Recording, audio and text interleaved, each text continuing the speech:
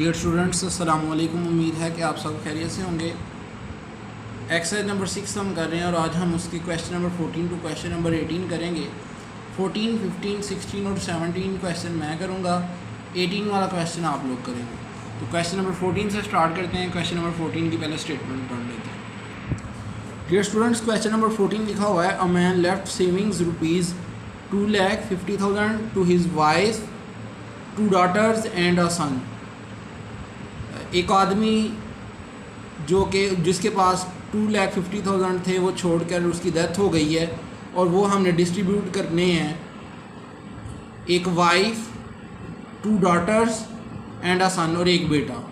Find the value of the shares that each received. हर एक का हिस्सा हमने बताना है।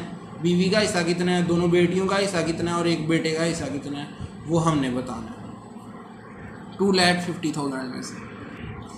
डियर स्टूडेंट्स, सबसे पहले तो टोटल अमाउंट लिखेंगे, 2,50,000 है।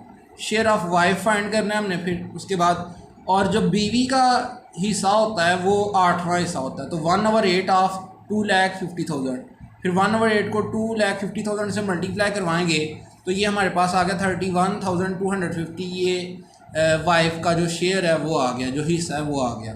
अब बाकी अमाउंट रह गई, माइनस करवाएंगे। जो बीवी को दे दिए, टोटल में से बीवी की अमाउंट को माइनस करवा देंगे तो 2,18,750 आ गई। अब इसको डिवाइड करेंगे एक बेटे और दो बेटियों के अंदर। लिखेंगे रेशो अमंग देयर शेयर्स। एक बेटे का जायदाद में 2 हिस्से होते हैं और बेटी का 1 हिस्सा होता है। तो बेटा 1 है, 2 रेशो एक बेटी का 1, फिर दूसरी का भी 1। बेटे के 2 हिस्से होते हैं और बेटी का 1 हिस्सा होता है। फिर इस रेशो का सम लेंगे, बेटे और बेटियों की जो रेशो है उसका सम लेंगे तो वो 4 आ जाएगा। डियर स्टूडेंट्स, फिर शेयर ऑफ सन निकालेंगे। तो सन का शेयर निकालने के लिए ऊपर बेटे के 2 हिस्से होते हैं तो 2 और नीचे टोटल जो रेशो का सम आया वो 4 आया है, वो लिखेंगे। और जो 2,18,750 है उससे मल्टीप्लाई करवाएंगे, कटिंग करके हमारे पास आ जाएगा 1,09,375। ये सन का शेयर आ गया।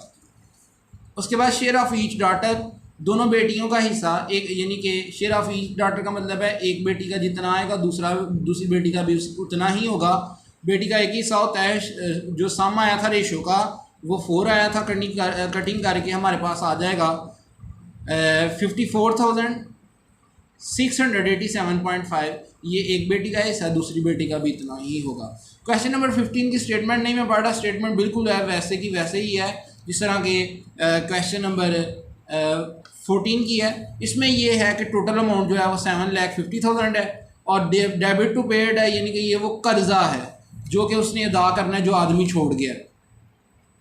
तो 50,000 उसके ऊपर कर्जा है तो पहले कर्जे की अमाउंट निकाल देंगे तो वो आ जाएगा। रिमेनिंग अमाउंट हमारे पास टोटल 7,50,000 है। 50,000 माइनस हो गए तो 7 लाख बाकी रह गया।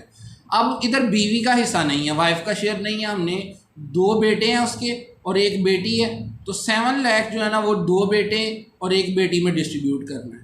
तो रेशो अमंग देयर शेयर्स, 2 बेटे हैं तो एक बेटे का 2 हिस्से, फिर अगले बेटे का भी 2, बेटी 1 है तो उसका 1 हिस्सा। फिर इसका सम लेंगे, सम ऑफ रेशो 5 आ गया। फिर शेयर ऑफ ईच सन का शेयर मतलब एक बेटे का जितना निकलेगा दूसरे का भी उतना ही होगा। तो बेटे के 2 हिस्से होते हैं, सम ऑफ रेशो 5 आया है तो 2/5 आ गया। कटिंग करके तो 2,80,000 ये एक बेटे का हिस्सा आ गया, दूसरे बेटे का भी इतना ही होगा। डॉटर शेयर, डॉटर का 1 हिस्सा होता है, नीचे सम ऑफ रेशो 5 आएगा, मल्टीप्लाई करेंगे 7 लाख से तो 1,40,000 आ जाएगा। तो ये बेटी का हिस्सा आ गया। डियर स्टूडेंट्स, ये स्टेटमेंट भी देख लें अगर देखनी है तो। Mister Latif left of property, उसकी जो प्रॉपर्टी है वो 7,50,000 है। His family had to pay off a debit of ₹50,000, ये लोन हो गया। The rest of the money, जो बाकी मनी है, was distributed to his 2 son and a daughter. How much did each child receive, हर बच्चे को कितना हिस्सा मिलेगा ये हमने बताना था, तो ये हमने निकाल लिया। आगे क्वेश्चन नंबर 16 है, लिखा हुआ है डिवाइड ₹60,720 प्रॉफिट अमंग 3 पार्टनर्स। ये इतना प्रॉफिट हुआ है, ये हमने 3 पार्टनर्स में डिस्ट्रीब्यूट करना है और जो प्रॉफिट की रेशो है वो है 2:3। फर्स्ट पार्टनर का हिस्सा के 2 हिस्से हैं, सेकंड पार्टनर के 3 हिस्से हैं और थर्ड पार्टनर के 7 हिस्से हैं। तो हमने हर एक का शेयर बताना है प्रॉफिट में। Dear students, question number 16, total profit है 60,720, रेशो है शेयर की 2:3:7, सम ऑफ रेशो फाइंड करेंगे।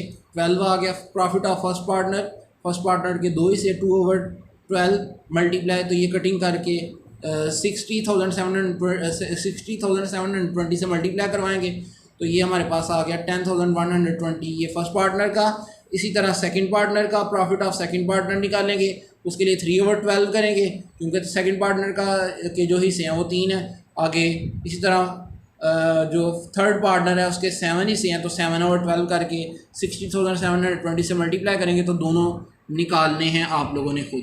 डियर स्टूडेंट्स, ये मैंने निकाले हैं, थर्ड पार्टनर का भी शेयर निकाल दिया प्रॉफिट के अंदर, इसकी कटिंग वगैरह कैलकुलेशन आप लोग खुद करेंगे।